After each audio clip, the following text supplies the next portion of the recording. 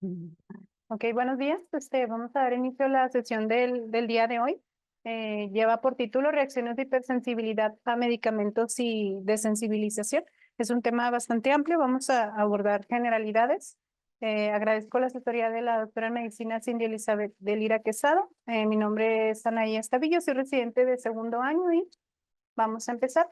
A manera de introducción, eh, hay muchos términos, muchas confusiones también con estos términos de hipersensibilidad, reacción adversa a medicamentos, pero en 1951 este término de hipersensibilidad fue introducida por primera vez. Uno de los pioneros en esta terminología fue Philip Kell e Isabel Hinde, refiriéndose a la reacción a la tuberculina. Ahí es donde por primera vez se utiliza este término de hipersensibilidad. Y en 1963, Hell junto con Robin Combs definieron la hipersensibilidad como una respuesta indeseable, incómoda o dañina que surge de una sobrereacción de la respuesta inmune adaptativa. Eh, Esta terminología engloba tanto la alergia, que es desencadenada por estímulos externos, como autoinmunidad, que surge de estímulos intrínsecos. Y bueno, pues enfocándonos nosotros a reacciones de hipersensibilidad a medicamentos, que es el tema del día de hoy, son un grupo diverso de reacciones mediadas por el sistema inmunológico tras la exposición a un fármaco, así es como lo vamos a definir. Y también se utiliza otro término que es reacción adversa a medicamentos, que son una causa importante de morbilidad y mortalidad a nivel mundial. Se pueden originar por diferentes mecanismos y provocan diversas manifestaciones clínicas que vamos a ver más adelante. Y aproximadamente un tercio de las reacciones alérgicas se atribuye a reacciones de hipersensibilidad a medicamentos, que por lo general forman parte de una respuesta adaptativa, inmunológica adaptativa. A nivel de epidemiología mundial, es difícil determinar cuál es el impacto de estas reacciones, debido a que en algunos países se utiliza reacción adversa a medicamentos, en algunos otros lugares se utiliza hipersensibilidad. Hay variación en cuanto a terminología, pues esto también genera que no haya una estadística también bien establecida o haya confusión con esto. Para términos generales, se menciona que aproximadamente el 10% de la población general en algún momento de su vida ha presentado una reacción de hipersensibilidad a medicamentos, de los cuales 3.6 de los ingresos que se presentan diariamente en los hospitales son por alergias a medicamentos o reacciones adversas. Y el 17% de los pacientes que están hospitalizados surgen o presentan alguna reacción alérgica a medicamentos. Entonces sí es algo pues bastante frecuente, de lo cual tenemos pues, que tener conocimiento. De este 17%, afortunadamente, 1.5% son mortales, pero pues sí es aún algo elevado. Y los medicamentos de las reacciones alérgicas son la principal causa de anafilaxia que causa muerte. Entonces, pues hay que prestar especial atención a este tipo de reacciones y también saber tanto identificarlas como abordarlas de una manera correcta. La anafilaxia inducida por medicamentos, conforme han pasado los años, en 1997 comparado con 2005, ha tenido un aumento considerable, y también se ha visto que conforme vamos aumentando de edad, también estas reacciones se vuelven más frecuentes. Y también son comunes en la edad pediátrica.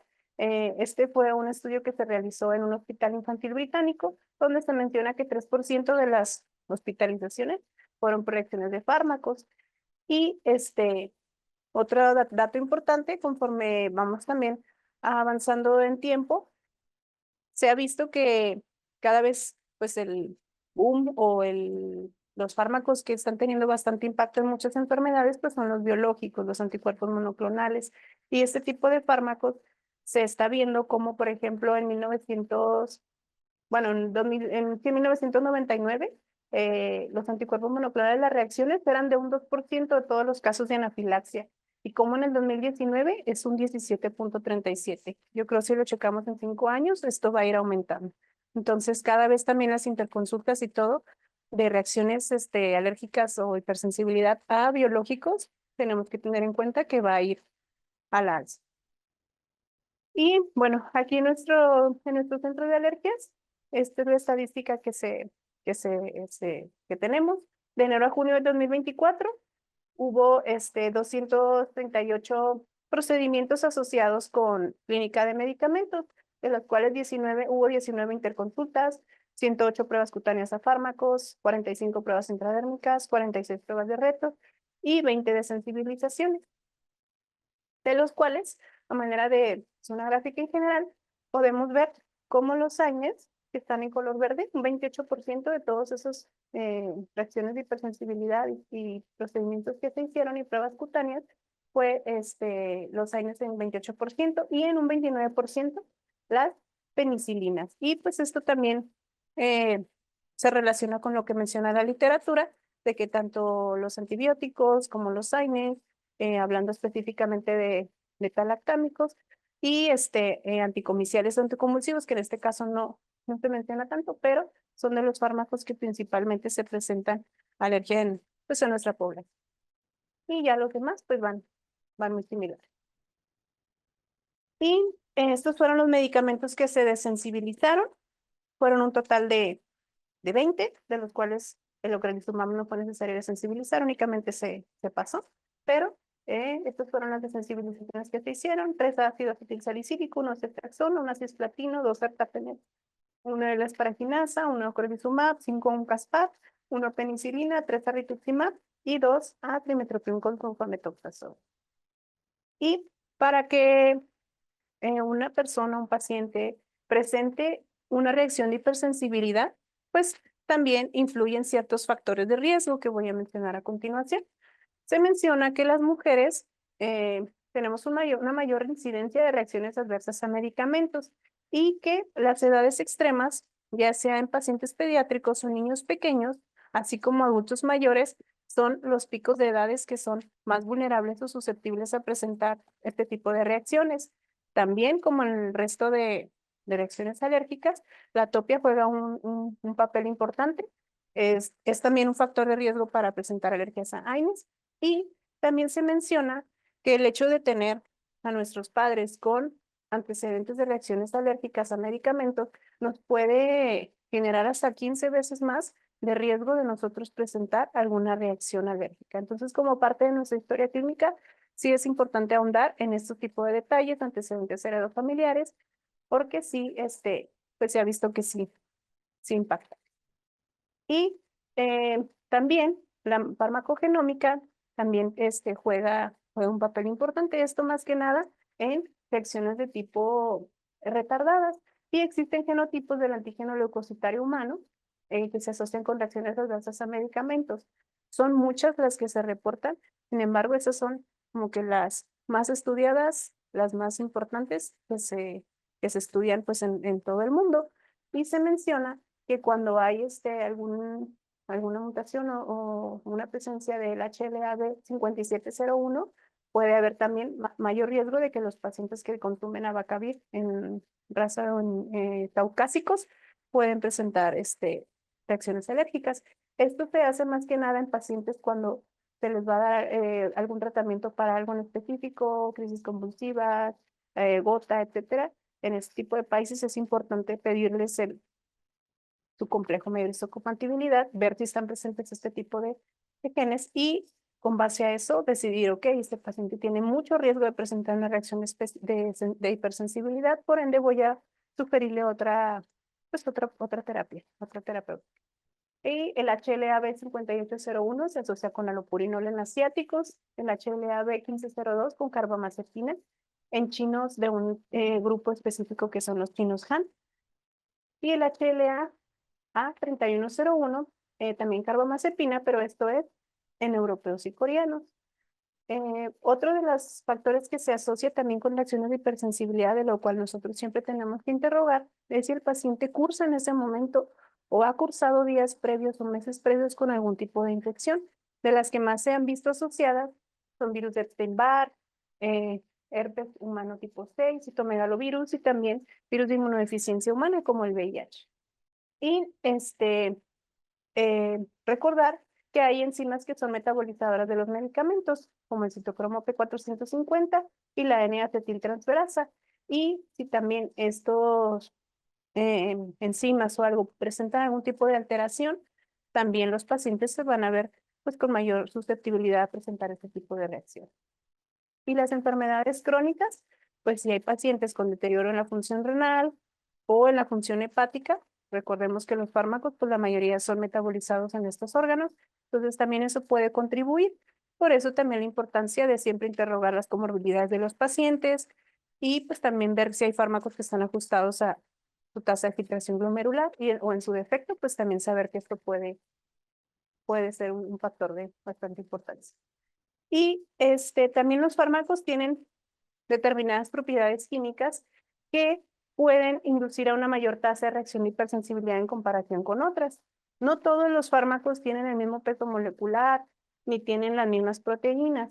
Hay medicamentos macromoleculares, como por ejemplo la insulina o los antisueros equinos, y hay medicamentos que aptenizan, que como su peso molecular es bastante pequeño, necesitan unirse a alguna proteína en específico, por lo general de las que más importancia tiene en ese tema, es la albúmina. Entonces hay fármacos que necesitan aptenizarse o unirse a una proteína de mayor peso molecular para poder ser reconocida por un receptor y ahora sí generar una reacción de hipersensibilidad o una respuesta inmune.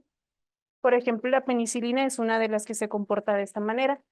Y también, entre más fármacos esté consumiendo un paciente, principalmente los adultos mayores, que son los que ya pues tienen una polifarmacia o consumo de muchos fármacos, esto también los hace más vulnerables a presentar reacciones de hipersensibilidad.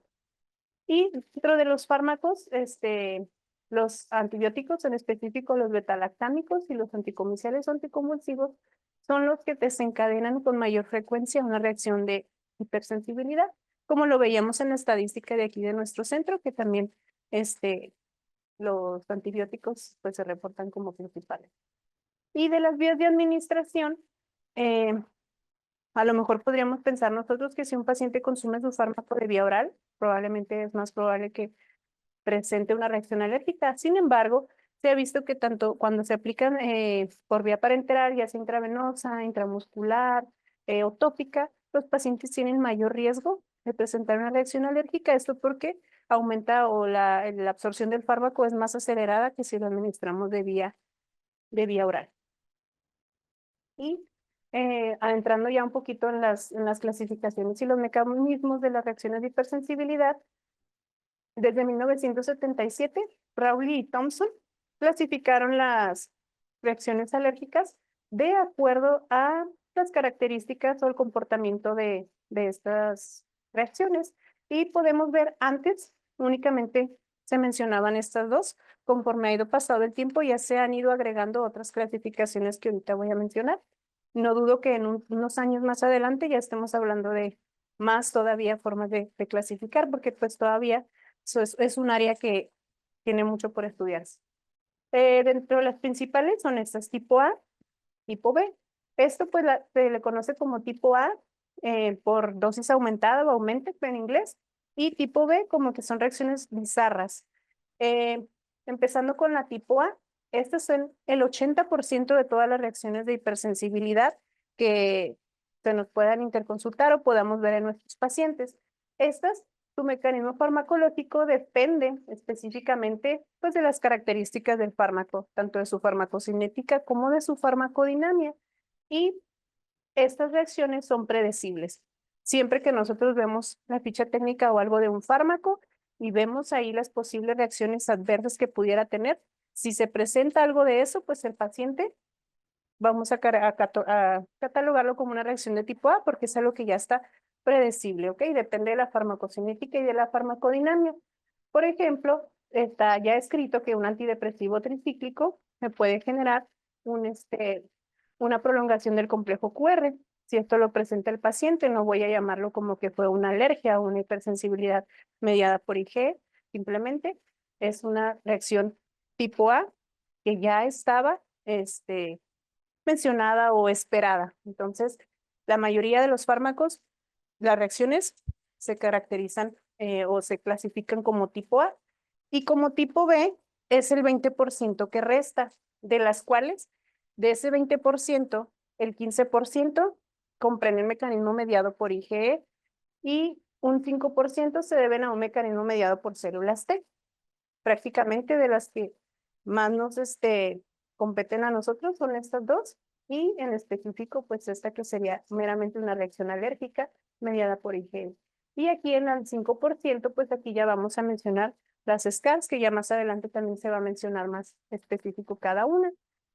Estas pueden tener un mecanismo de hipersensibilidad tanto inmunológico como no inmunológico. Y por ejemplo, aquí un ejemplo sería la anafilaxia causada por la exposición a la penicilina, que no está especificado o no es como una reacción adversa que el paciente que lo consuma va a presentar anafilaxia, sin embargo puede presentarlo, y ahí es cuando hablamos de ese grupo de tipo B, que no es una reacción esperada. Y pues ya más adelante, este es del 2022 más o menos, ya se han ido agregando categorías para caracterizar mejor a los diferentes tipos de reacciones adversas. Se han agregado incluso reacciones tipo C, que se asocian con dosis y tiempo, tipo D, relacionadas específicamente con el tiempo, tipo E, síntomas por retirada, y tipo F, fallo inesperado de la eficacia. Y, perdón, también como parte de la clasificación, de acuerdo al tiempo en el que se presentan estas reacciones de hipersensibilidad, tenemos dos grupos importantes: las reacciones inmediatas y las reacciones tardías. Las inmediatas, como su nombre lo dice, pues el paciente lo va a referir minutos después, hasta 6 horas como máximo, en los que las reacciones se pueda presentar. Esto también ha ido cambiando. Antes se mencionaba que la primera hora, los primeros minutos, y ahorita se menciona que incluso hasta las primeras 6 horas, si el paciente te refiere síntomas, pues lo puedo clasificar como una reacción inmediata. Y las reacciones tardías van desde 6 horas hasta incluso días después. Esto es con base al tiempo. Y también la clínica me puede dar una idea de si estoy ante una reacción inmediata o ante una reacción tardía. Por ejemplo, de las manifestaciones clínicas que voy a ver en una reacción inmediata, y esto principalmente dado porque son reacciones principalmente mediadas por IgE, y aquí las células que participan pues son los mastocitos, como protagonistas principales. El paciente va a presentar prurito, edema, urticaria, incluso hasta llegar a un choque anafiláctico. Y pues aquí hay liberación de histamina, heparina, triptasa, factor activador de plaquetas y prostaglandinas. Esto genera una reacción inflamatoria y por esto el paciente va a presentar esto. Entonces, si el paciente al momento de interrogarlo refiere esto, pues puedo yo también con mayor facilidad sospechar que estoy ante una reacción de tipo inmediata. Y eso también me va a orientar al tipo de mecanismo, ya sea endotipo o fenotipo del paciente con el que estoy. Y las reacciones tardías, como mencionamos, que son de 6 horas en adelante cuando principalmente se presentan, que puede tardar incluso hasta semanas en presentarse. Estas están relacionadas principalmente con las células T, están mediadas por células T, y se caracterizan por síntomas distintos a las inmediatas. Aquí podemos presentar exantema maculopapular o incluso una urticaria retardada, que a diferencia de las inmediatas, aquí se pueden involucrar otro tipo de órganos: hígado, pulmones, riñones, incluso alteraciones hematológicas. Entonces, para también cuando nosotros los abordemos, saber qué paciente es necesario pedir una biometría hemática, también de acuerdo al tiempo de evolución que presente, desde que yo llego a urgencias y veo al paciente, también ver su piel, ver en cuánto tiempo se presentaron los síntomas, para yo poder clasificar si estoy ante una posible SCAR o si estoy ante una reacción inmediata. Todo eso me va a ayudar la clínica. Ahora, más específico, esta es una clasificación de fenotipos y endotipos en alergia a medicamentos. Por ejemplo, aquí vemos epítopo específico mediado por IgE. Hay fármacos que desde la primera exposición pueden presentar una reacción de hipersensibilidad. Por ejemplo, se menciona que los taxanos pueden presentar una reactividad cruzada con el polen, y por ende, si el paciente ya estaba previamente sensibilizado con polen de algún árbol o del medio ambiente y se aplica algún tipo de taxano, ya sea quimioterapia o algo, desde la primera exposición que este paciente se le aplique su medicamento, puede presentar una reacción. Entonces, saber por qué motivo ocurre esto. Y hay fármacos, por ejemplo, los antibióticos y los platinos, que estos ya no es necesario solo una exposición. Aquí sí se necesita una sensibilización previa, que es lo que nosotros vemos con mayor frecuencia, hablando de los antibióticos. en este tipo de epítopo específico participan los mastocitos que están mediados por IgE. Y otro tipo de fenotipo es la activación directa de mastocitos o basófilos. Aquí no es necesario una presentación específica de IgE. Aquí el fármaco directamente va y activa, ya sea se activa directamente al complemento, hablando de los medios de contraste, y puede activar también directamente o unirse al receptor MRGPX2, que nosotros le llamamos Margarita Pérez para mayor facilidad. Son estos fármacos los que van a actuar de esta forma, las quinolonas, los bloqueadores neuromusculares. Y este mecanismo pues no es mediado por IgE, como mencioné, se activan directamente. Y también, hablando de reacciones de tipo inmediata, podemos tener los que inhiben directamente a COX-1 y de la vía de los leucotrienos, por ejemplo, cuando hay pacientes que presentan hipersensibilidad a AINES o específicamente hablando de EREA y ESEA. Y otro tipo de fenotipo son las manifestaciones o las reacciones tardías, que aquí entra, por ejemplo, el exantema maculopapular, se afecta a un solo órgano y aquí participan las células T específicas. Y cuando se afectan múltiples órganos o sistemas afectados, podemos tener también las células T específicas con haplotipos de complejo de histocompatibilidad y las reacciones que se pueden presentar pues son todo este tipo de SCAR. Esto es para ver más que nada los mecanismos de fisiopatológicos y presentando también las manifestaciones inmediatas y tardías. Y aquí volvemos a ver como las que son SCAR, DRES, AGEP, síndrome Stevens-Johnson y necrolisis epidérmica. Vemos cómo las reacciones de hipersensibilidad pues pueden estar inducidas por el complejo de histocompatibilidad y también mediadas por células T. Y aquí abajo mencionan pues los métodos diagnósticos específicos de cada una de estas, de acuerdo a si son de inicio inmediato o tardío, que más adelante las vamos a ver a detalle. Y para que un fármaco pueda presentar una respuesta de hipersensibilidad, pues hay diferentes mecanismos fisiopatológicos. Tenemos dentro de las principales hipótesis o lo que se ha mencionado como es que un fármaco presenta estas reacciones, en la hipótesis del apteno. Como mencioné al inicio, algunos fármacos tienen un peso molecular bastante bajo, entonces necesitan unirse a una proteína, en este caso pudiera ser la albúmina, para poderse presentar a su receptor, como es en este caso, pues el fármaco se une a la albúmina o a la proteína y de esta forma ya puede ser reconocida por el receptor y de esta manera pues presentar una reacción mediada por IgE o no mediada por IgE. En este caso pueden presentar urticaria, anafilaxis, exantema maculopapular, también las SCAR. De los fármacos que se comportan de esta manera pueden ser los betalactámicos, las sulfonamidas, el metamizol, las quinolonas, los medios de contraste, los antineoplásicos, todos estos fármacos. Otra teoría que se menciona para poder presentar una reacción de hipersensibilidad es algo que se conoce como P-concept, que este es el concepto de interacción farmacológica con inmunoreceptores. Y aquí el fármaco no necesita de una proteína como tal. Directamente va y se une al receptor. Pero aquí lo que pasa es que cambia la conformación de los receptores. Y esta es otra forma también de presentar una reacción alérgica. Aquí los fármacos, aquí estas reacciones por lo general son retardadas o no inmediatas. Y aquí es donde entran principalmente todo lo que son las SCAR.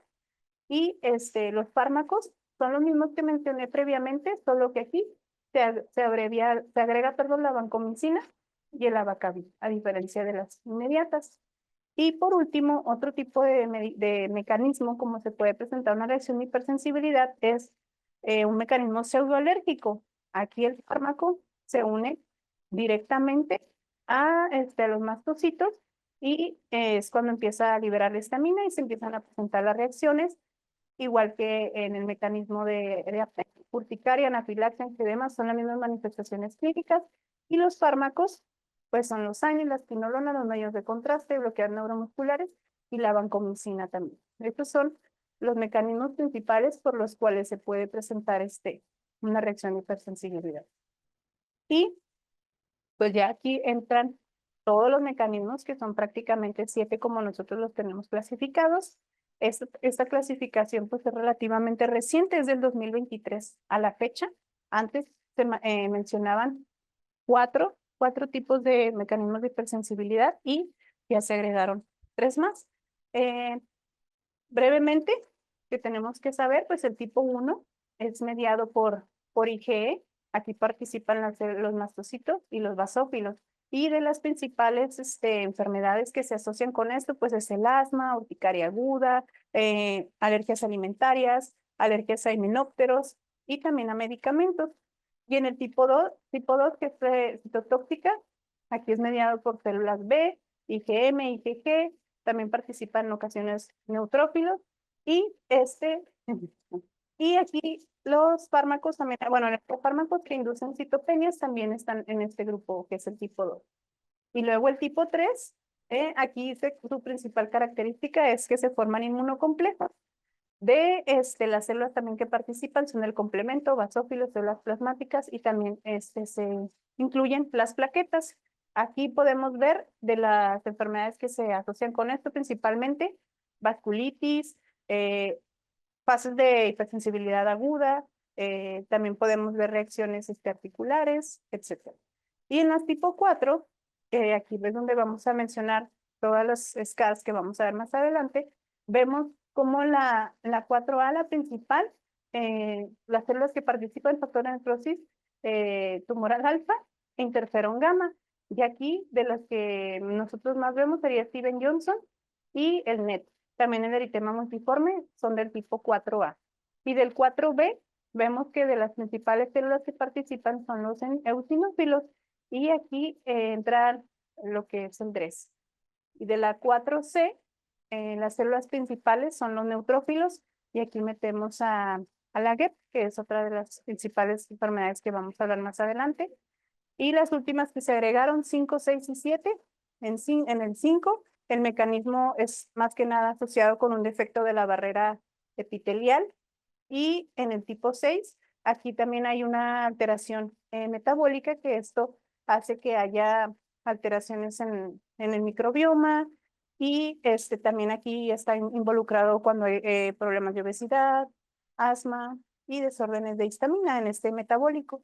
Y en el tipo 7, aquí es directamente por un daño a nivel celular e inflamatorio, y también aquí entra EREA, en otro tipo de enfermedades. Y de las manifestaciones clínicas, hablando de medicamentos, la piel es el órgano que más frecuentemente vamos a ver involucrado en estos pacientes. Va a variar desde la morfología de las lesiones en la piel, el tiempo en el que se presentan estas lesiones y los mecanismos como se presenta la lesión. Son muchas características que sí tenemos que prestar atención. Cada tipo de enfermedad o de mecanismo fisiopatológico que mencioné va a presentar características importantes y pues el diagnóstico para eso es bastante importante. Como manera general, voy a mencionar qué tipo de características en la piel pudiéramos presentar de acuerdo a las reacciones de los fármacos. Como ya hemos visto en múltiples ocasiones, pues los pacientes pueden presentar urticaria y esto se caracteriza por una aparición repentina de ronchas. Puede variar el tamaño, puede variar la forma de esto. Por lo general, 2/3 o la mitad de los casos de estos pacientes van a presentar urticaria y angioedema asociado. Y por lo general, cuando un paciente presenta urticaria, en menos de 24 horas vuelve a su normalidad y las lesiones desaparecen. También los pacientes pueden presentar angioedema y aquí esto se caracteriza cuando el edema en la piel involucra también a la dermis profunda y al tejido celular subcutáneo. Principalmente en los sitios donde los pacientes van a presentar esta lesión, pues son en las mejillas, es en la cara, en los párpados, en los labios, también pueden presentar incluso en genitales, en la mucosa, en la orofaringe y se puede acompañar de dolor y de calor. La resolución de angioedema es más lenta que en la urticaria, que eran menos de 24 horas. Y cuando, cuando bueno, también se puede presentar anafilaxia, y esto es cuando la urticaria y el angioedema se acompañan de afectación sistémica, ya sea que haya una afectación cardiovascular o una afectación respiratoria, y esto puede llevarnos pues incluso también hasta la muerte en estos pacientes. Y cuando hay urticaria, angioedema o anafilaxia por medicamentos, son síntomas que tienden a presentarse en la primera hora de consumo de los fármacos. Otra de las manifestaciones clínicas es el exantema, que es de las principales que vamos a ver en los pacientes. Consiste en una erupción de aparición aguda. Aquí puede haber máculas o pápulas eritematosas. Son pequeñas, son redondeadas, pueden tener diferentes grados de confluencia y se debe, por lo general, este tipo de reacciones pueden preceder a otro tipo de reacciones más severas. Entonces, sí, es un tipo de reacción que tenemos que vigilar con base al tiempo, si van cambiando, si se mantienen igual, porque a veces otras enfermedades se inician así y después van saliendo ampollas y otro tipo de lesiones. Y los exantemas bulosos, que es otro tipo de manifestación, estos se caracterizan por pequeñas vesículas y pústulas aisladas que pueden desarrollarse en cualquier exantema maculopapular. Las más graves o las que más pertenecen a este grupo son el síndrome de Stevens-Johnson y la necrólisis epidérmica tóxica. Estos dos se consideran como variantes de gravedad en general de la necrólisis epidérmica o epitelial. Son como, quien dice, subgrupos de este grupo en general.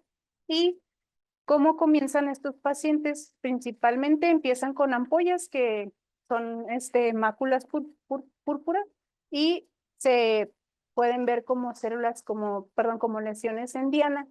Ya que inician de esta forma, principalmente en el tronco, se van a ir diseminando y puede ser al inicio estas lesiones dolorosas.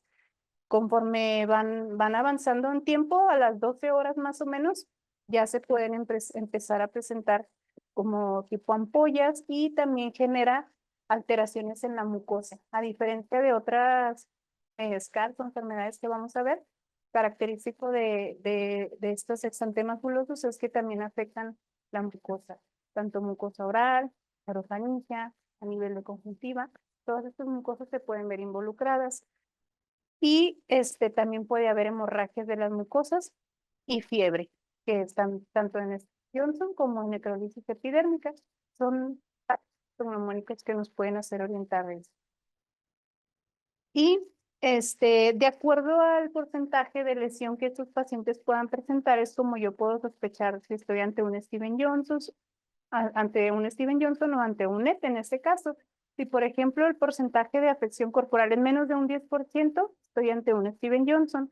En ocasiones se pueden sobreagregar estos dos, tanto el Stevens-Johnson como el NET, que es un 10 a un 30% de afección corporal.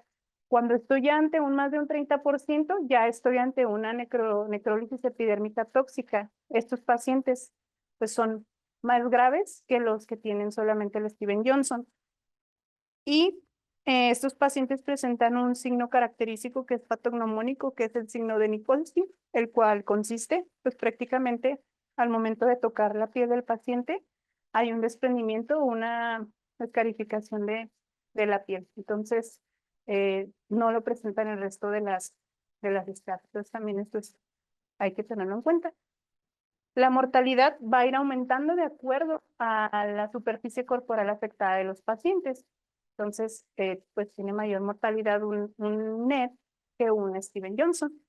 Y es importante también el tiempo de suspensión del fármaco. Un paciente que apenas inicia con estas manifestaciones y se suspende el medicamento, pues tiene un mejor pronóstico que aquel que aún no se identifica la causa y se le sigue administrando el fármaco.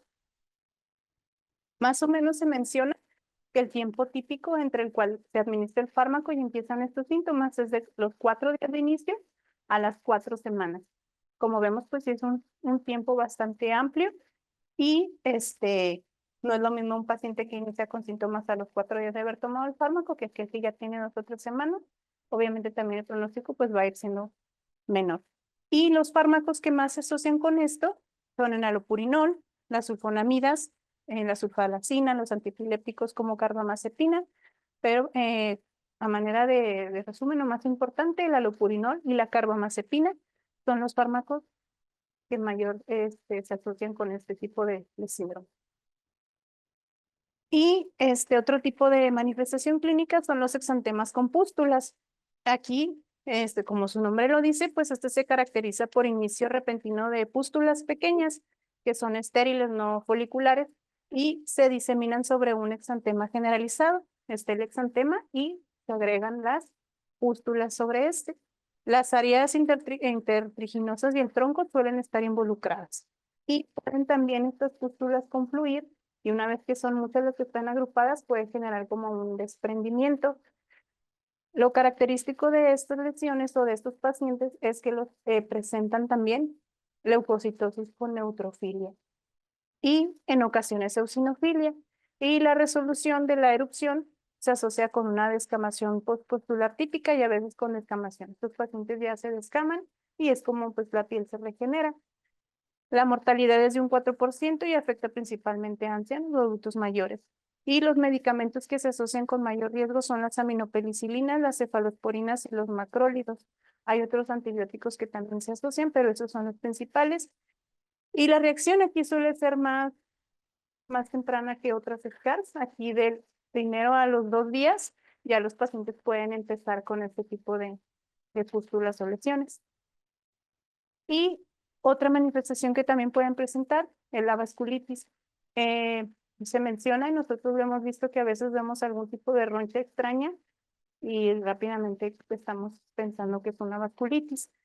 Sin embargo, rara vez se manda biopsia o rara vez se confirma, pero siempre tenerlo en mente que sí podemos estar expuestos también ante a un tipo de vasculitis y de las que más se asocian con reacciones a fármacos es la vasculitis leucocitoclástica inducida por fármacos.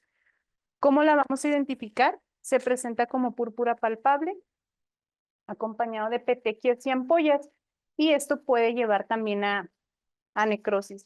Los pacientes también nos pueden referir fiebre, artralgia, hematuria o proteinuria, incluso también linfadenopatía, y esto también nos puede confundir o se puede asociar con una enfermedad del suero, una reacción del suero. Y otra de las reacciones o manifestaciones clínicas son las reacciones medicamentosas con eosinofilia. Dentro de estas, la más importante es el síndrome de Dress. Esta comienza con un exantema maculopapular. Los pacientes lo van a referir también o se presenta en cara. Los pacientes presentan, como vemos ahí en la imagen, también tanto eritema como hinchazón en el centro de la cara es típica de estos pacientes. Presentan fiebre, malestar general, linfadenopatía y de los datos clínicos característicos de esto es la presencia en la biometría hemática de la eosinofilia. Y el órgano que más se afecta en este síndrome es el hígado. Por ende, podemos también ver en sus pruebas de función hepática que hay transaminasemia. Aquí el exantema aparece de 2 a 12 semanas. La mortalidad se reporta en un 2%. Principalmente los pacientes fallecen por una insuficiencia hepática y el alopurinol y la carbamazepina son también los que están mayormente involucrados. Hasta un 38% de los casos se asocia con estos dos fármacos. Otra de las manifestaciones clínicas es el exantema intertriginoso y flexural. Aquí, así como lo menciona su nombre, pues vamos a ver en lo que son los sitios de flexión, principalmente en mujeres y en áreas como perigenital y perianal, podemos ver este tipo de exantema. Se observa también una descamación una vez que ya se quita el exantema y los fármacos que están mayormente asociados aquí son las aminopenicilinas. El exantema maculopapular pues es la reacción de hipersensibilidad a medicamentos más frecuente. Por lo general, los pacientes los presentan de los 4 a los 14 días de haber estado consumiendo los fármacos.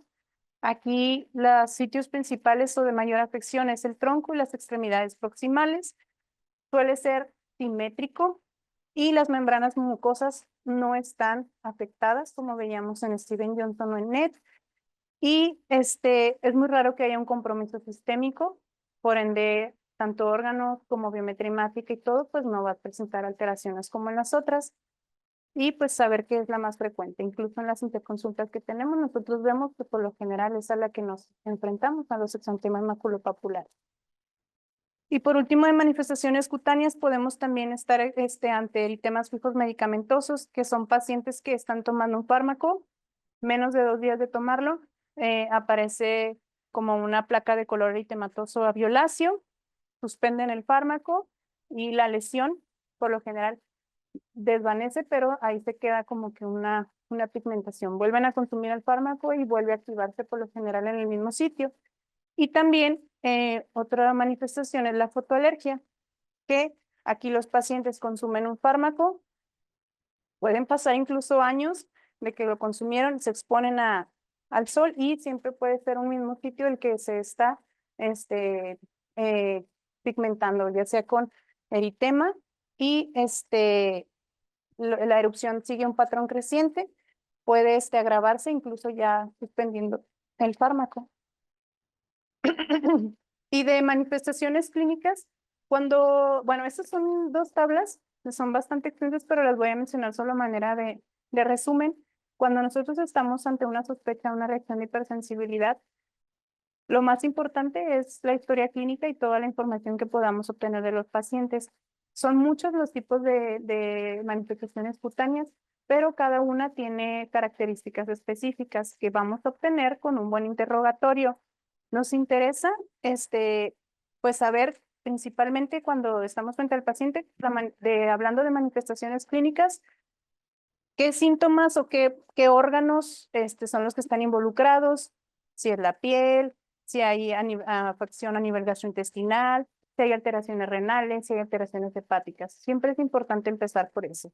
Y luego tenemos que empezar, cómo son esas manifestaciones, si hay una afectación solamente cutánea, si hay afectación también mucosa, ver si hay síntomas generales, fiebre, disminución del estado general, ver cómo es la evolución de las reacciones, si inició al día siguiente del fármaco, si ya tiene semanas o meses tomando el fármaco, lo que es la temporalidad, ver también los hallazgos de laboratorio, si hay cambios, si hay eosinofilia, si hay neutrofilia, todo eso también nos va a ir orientando a qué tipo de reacción está presentando el paciente. Si en algún punto se sospecha de alguna vasculitis, pues también importante los cambios histológicos que el paciente pueda presentar. Eh, como veíamos de factor de riesgo que puede también predisponer a presentar esto, si el paciente está ante una infección, Epstein-Barr, citomegalovirus, un virus de inmunodeficiencia humana, todo eso también en el interrogatorio es importante, o hay algún otro tipo de infección. También si hay algún cofactor, ya sea que el paciente esté ante estrés, esfuerzo físico, alcoholismo, exposición a rayos ultravioleta, en caso de la mujer también, que esté en su menstruación. Todos estos son factores que también pueden contribuir.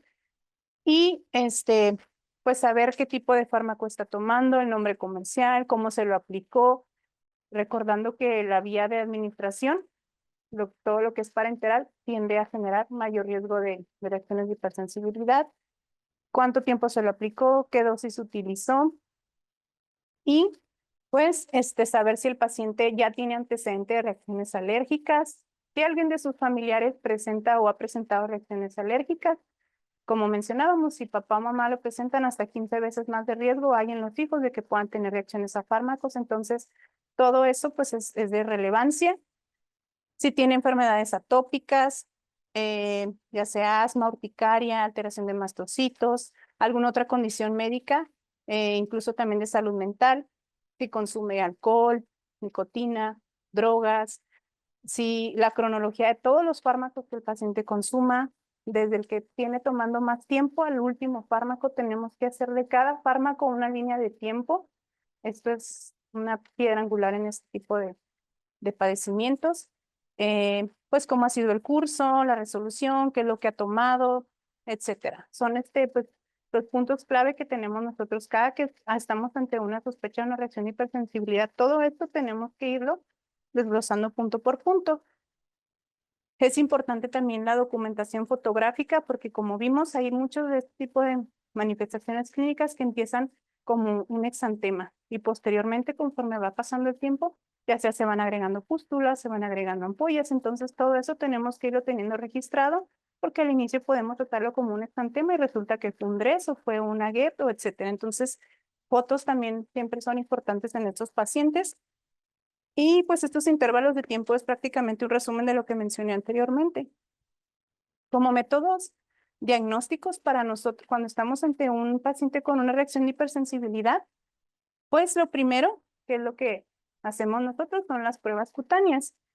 Y pues no existe un estándar aceptado para las pruebas cutáneas con medicamentos. Lo que sí tenemos que saber es que si viene un paciente o presenta una reacción de hipersensibilidad a determinados fármacos, las pruebas cutáneas se recomienda que se hagan específicamente a los fármacos que estoy sospechando.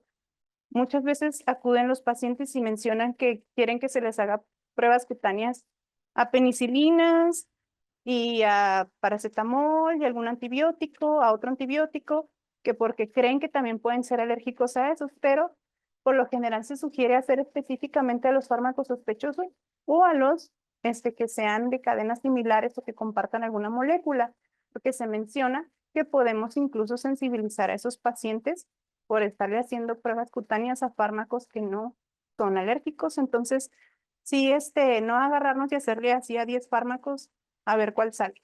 Eso es importante. Y pues pueden también, se menciona que a qué fármacos hay que hacerles las pruebas cuando al fármaco que presuntamente causa la reacción, moléculas que pueden producir reacciones cruzadas o las alternativas que se vayan a utilizar, solamente a esos, no a más. Y las reacciones cutáneas positivas ocurren solo en algunos de los pacientes con reacciones de hipersensibilidad alérgicas. Hay ocasiones en las que si no tenemos cuidado en la concentración o la cantidad de fármaco que nosotros ponemos, podemos generar una prueba con un falso positivo porque irritamos la piel por la concentración de fármaco que le ponemos. Y pues lo ideal es utilizar concentraciones de prueba no irritantes si se conocen. Hay tablas que están estandarizadas, pero son muy pocos los fármacos que se conoce cuál es la concentración no irritante de la piel. Entonces, muchas de las pruebas que hacemos, pues todavía las concentraciones no están estandarizadas y nos pueden dar falsos positivos. Esto es un ejemplo de las tablas como se mencionan. Podemos ver, por ejemplo, de los que están estandarizados, la benzilpenicilina, amoxicilina, ampicilina, algunas cefalosporinas, heparina, carboplatino, ciplatino, otros AINES, adalimumab, etanercept, o sea, solo son pocos realmente los fármacos que sí están estandarizados. Hay muchos que todavía no. Y pues la prueba cutánea, hablando específicamente de esta, es menos sensible y menos riesgosa que la prueba intradérmica.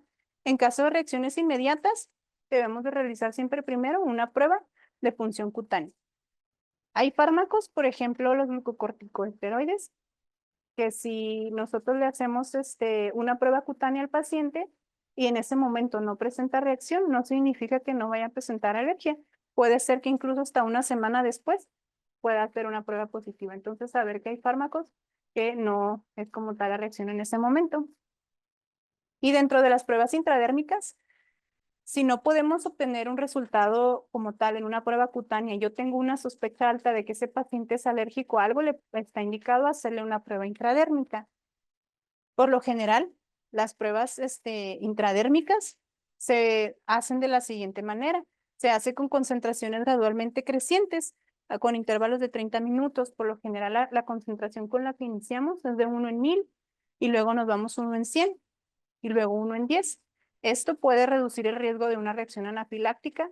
No se suelen hacer las pruebas intradérmicas con una concentración de 1 a 1 por lo irritante que pueden ser.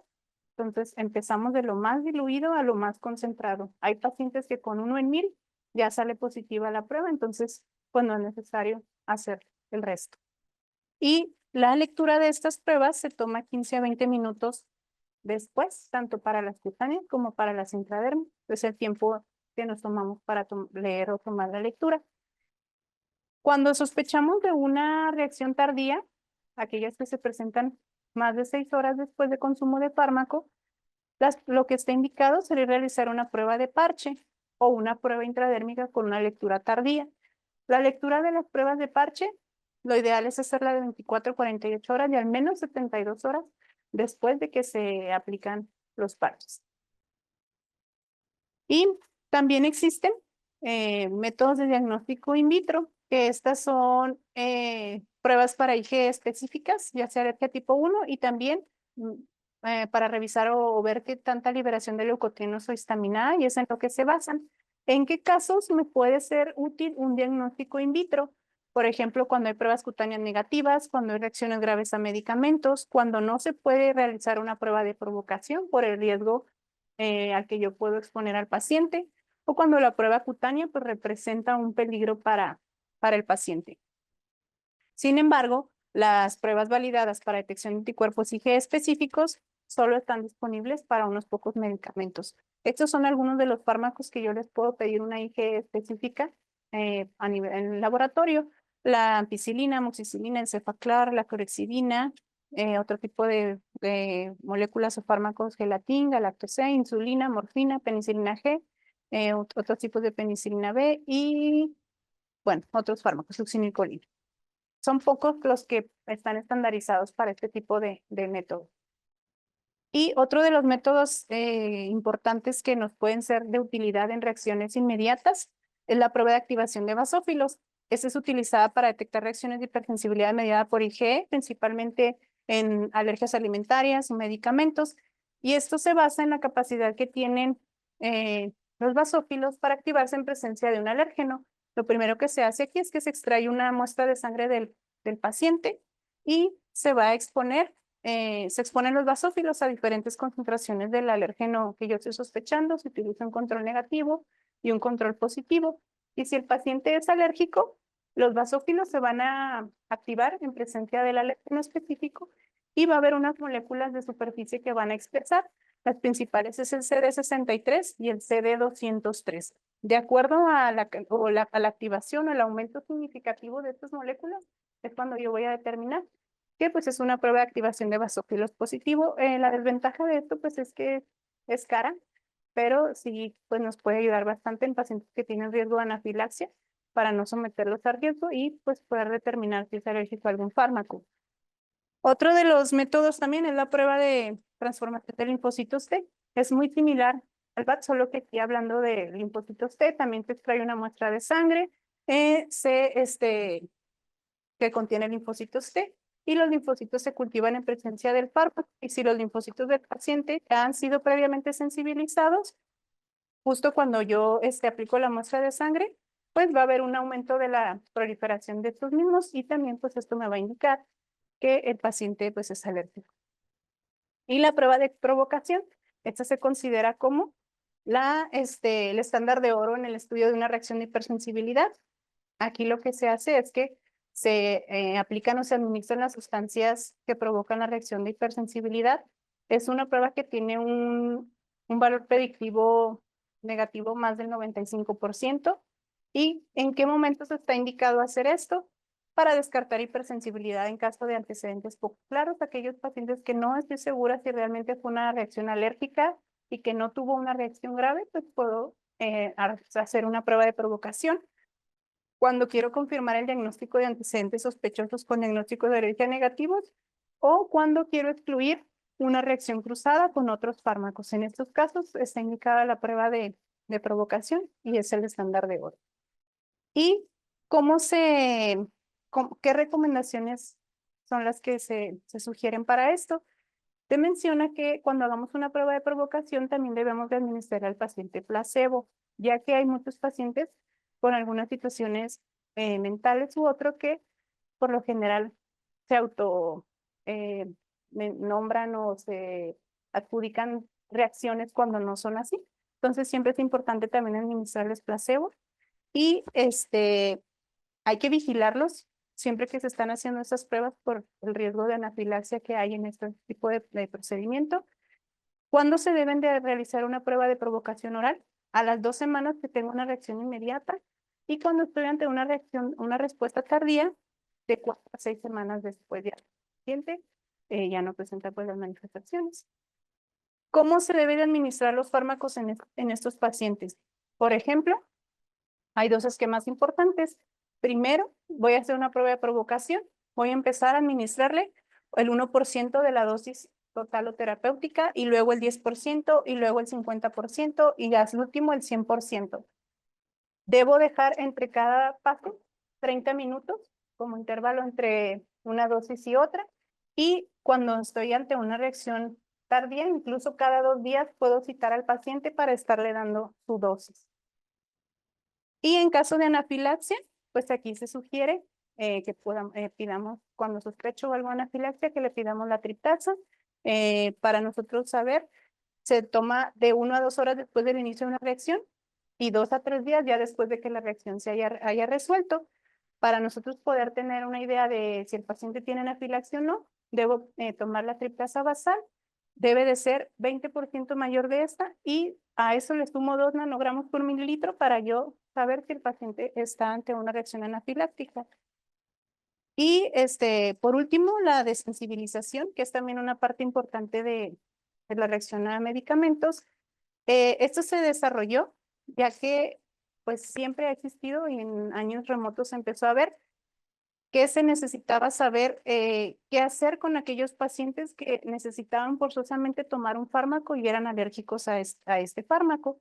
Y aquí es donde se empieza a indagar o se empieza a estudiar de esto. El primer caso reportado de desensibilización fue en 1942, cuando un soldado inglés necesitaba urgentemente que le aplicaran penicilina. Entonces ahí es donde empezaron a buscar alternativas para esto. En la década de 1980 se crearon los primeros protocolos orales e intravenosos para desensibilización a la penicilina. Y ya sea en 1987 cuando se utiliza como un protocolo que les es bastante útil, cuando ven que utilizando un protocolo donde se aumenta 10 veces la concentración de la solución del fármaco con intervalos de 20 minutos, empezaron a darse cuenta que surtía o tenía efecto en los pacientes. Y es desde este año en el que prácticamente son los protocolos que seguimos utilizando. ¿Cuándo está indicada la desensibilización? Cuando los pacientes tienen reacciones de hipersensibilidad mediadas por activación de mastocitos y que no hay otra alternativa comparable de fármaco. ¿Cómo se va logrando esto? Pues vamos escalando las dosis subóptimas del fármaco hasta alcanzar una dosis requerida. De esta manera, lo que se busca es inducir una tolerancia. Importante aquí recalcar, es temporal, no es algo permanente. ¿Qué pacientes son los que mayormente se ven beneficiados de este tipo de terapia? Pues son los pacientes oncológicos, los pacientes que tienen enfermedades inflamatorias crónicas, que son principalmente pues, los pacientes que nosotros recibimos aquí a diario.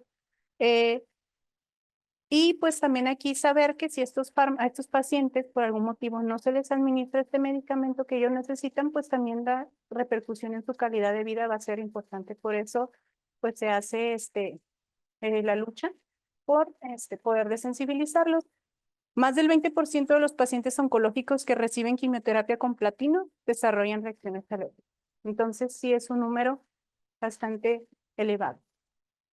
Y pues la desensibilización se ha establecido como segura y efectiva para reacciones de hipersensibilidad mediadas por IgE, tanto pacientes con reacciones inmediatas a taxanos y otras quimioterapias, en las que no se puede mostrar el mecanismo IgE, también han sido sensibilizadas con éxito. Esto todavía está en estudio porque al inicio se mencionaba que solamente pacientes mediados por IgE, su hipersensibilidad, se veían beneficiados con esto, pero se han hecho protocolos para otros pacientes y resulta que sí tienen éxito, aún los mecanismos están en estudio. Los pacientes VIH positivos que presentan exantema maculopapular tardío también han sido desensibilizados exitosamente. Como mencioné, los protocolos aún no se han estandarizado. Y cada que vamos a hacer una desensibilización, pues es importante saber cómo fue la reacción inicial, si ya le hice pruebas cutáneas y no hubo ninguna alteración y las reacciones que presentó son leves, como ahorita voy a mencionar la escala de Brown. Si estuve ante una anafilaxia leve o algo, pues también saber que la desensibilización va a ser más segura como en pacientes que presentaron algún SCAR o algo, pues esos pacientes no los voy a desensibilizar por el riesgo también pues de anafilaxia y muerte que podemos generar en los pacientes. Entonces, sí tenemos que tener mucho cuidado. Siempre antes de hacer esto, estratificar el riesgo de reacción del paciente. Y una vez que ya estratifiqué el riesgo de mi paciente, se puede aplicar un protocolo con 4 a 16 pasos. Por lo general, los que utilizamos nosotros aquí son de 12 pasos. Y vamos a ir escalando la dosis entre 2 a 2.5 veces cada 15 minutos. Usualmente la concentración inicial, por ejemplo, en un protocolo de 4 bolsas, 16 pasos, empezamos de 1 a 1000 y en protocolos de 3 bolsas de 12 pasos, empezamos también en 1 en 100. Con esto vamos alcanzando la dosis objetivo del procedimiento De pues, la gravedad de las reacciones, como comenté, tenemos que ver si es un grado 1, 2 o 3, de acuerdo a las manifestaciones clínicas del paciente. ¿Y cómo es esto de la desensibilización? Aquí podemos ver que cuando se administran dosis subóptimas cada minuto hay poca inhibición de los mediadores liberados, pero cuando se administran a intervalos de 10 minutos hay una inhibición máxima. Aquí tenemos, por ejemplo, la dosis óptima y dosis subóptima de un fármaco y vemos que, bueno, aquí pues está la máxima liberación de mediadores. ¿Ok? Aquí, si doy la dosis óptima, pues mi paciente va a tener todas las manifestaciones clínicas de liberación de histamina. En cambio, si empiezo yo a administrarle al paciente una dosis subóptima, yéndome a esta parte, puedo ver que no hay liberación de mediadores de este lado. Entonces, lo ideal es dejar pasar estos 10 minutos de tiempo, administro una dosis subóptima, a los minutos otra dosis subóptima, etcétera, y de esta manera no voy a lograr esta liberación. Como si empiezo administrando dosis óptimas con un minuto de diferencia, pues voy a tener una liberación constante de mediadores y el paciente pues es ahí cuando está presentando también una reacción. Lo mismo pasa con los fármacos cuando se administran de una forma muy rápida, que también son interconsultas que se nos hacen que a veces se confunden con reacciones alérgicas. El hecho de administrar un fármaco de una manera muy rápida, pues genera que hay una liberación máxima. Y pues las dosis subóptimas desencadenan pequeñas liberaciones en comparación con las dosis óptimas. Tanto el tiempo como la dosis son críticos para la degranulación de las células cebadas y cuando se va a perder el efecto de la desensibilización, cuando el paciente deja de tomar la dosis, ya que llegamos a su dosis óptima, si pasan de 2 a 3 vidas medias y el paciente deja de tomar el medicamento, es cuando es necesario desensibilizarlo nuevamente. Una vez que se realiza un protocolo de 12 pasos donde vamos cada 15 minutos aumentando de una dosis subóptima a llegar a la óptima, si al día siguiente yo ya le puedo comenzar al paciente con su dosis óptima todos los días. Pero si vemos que el paciente tarda 2 o 3 días sin tomar el fármaco, es necesario volverlo a desensibilizar por las vidas medias de esto. Y esto en general, pues es un resumen de lo que es la desensibilización. Tenemos las células cebadas en reposo en número 1 y luego las células cebadas se sensibiliza con su IgE específica y luego vemos en el número 3 como ya hay un entrecruzamiento de los receptores de IgE y el receptor de IgE específico con una dosis óptima. Y luego tenemos como el inciso A y el inciso B. Esto es cuando administramos un fármaco sin desensibilizar, como cualquiera de nosotros que tome su dosis óptima, ¿qué es lo que va a pasar? Número 4, se desencadena un flujo de calcio al tener la dosis óptima y es cuando se empieza a generar la degranulación, producción de citocinas y quimiosinas.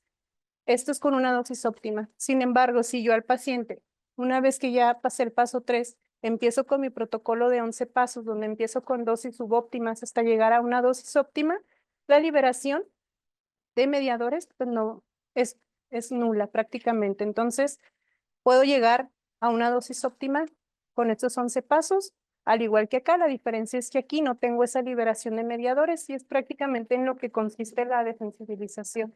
Ir aumentando las dosis óptimas, mantener una tolerancia temporal sin dejar de administrar el medicamento de 2 a 3 vidas medias. Y pues los protocolos exitosos de desensibilización se basan en modelos in vitro de desensibilización de mastocitos. Brindan una seguridad sobresaliente para todos los pacientes con reacciones graves que necesitan terapias de primera línea, pero se está viendo que ya a futuro las investigaciones van a descubrir la vía molecular de la desensibilización in vitro y esto también va a permitir que haya protocolos humanos más efectivos y seguros. Y como conclusiones, las reacciones de hipersensibilidad pues representan un reto en la práctica clínica. Pueden variar tanto en gravedad desde leves erupciones hasta reacciones mortales como la anafilaxia. La identificación del tipo de hipersensibilidad es crucial para el manejo adecuado, ya que las pruebas cutáneas y de provocación pues, nos ayudan a confirmar el alérgeno responsable y esto evita que haya errores diagnósticos. La desensibilización es un proceso controlado que permite a los pacientes recibir un medicamento al que son alérgicos mediante la administración de dosis crecientes para inducir una tolerancia temporal. Se usa en alergias mediadas por IgE tipo 1, principalmente cuando no hay alternativas terapéuticas. Sin embargo, se ha visto que también en no tipo 1 ha funcionado. Y la desensibilización no es una causa permanente. El efecto se pierde rápidamente si se interrumpe el tratamiento y debe repetirse cada vez que el paciente lo necesita. Y la desensibilización debe realizarse bajo supervisión médica estricta en un entorno controlado debido al riesgo de reacciones adversas durante el proceso con equipos y medicamentos de emergencia disponibles. Se sugiere que sea siempre pues en un hospital. Y eso sería todo por mi parte.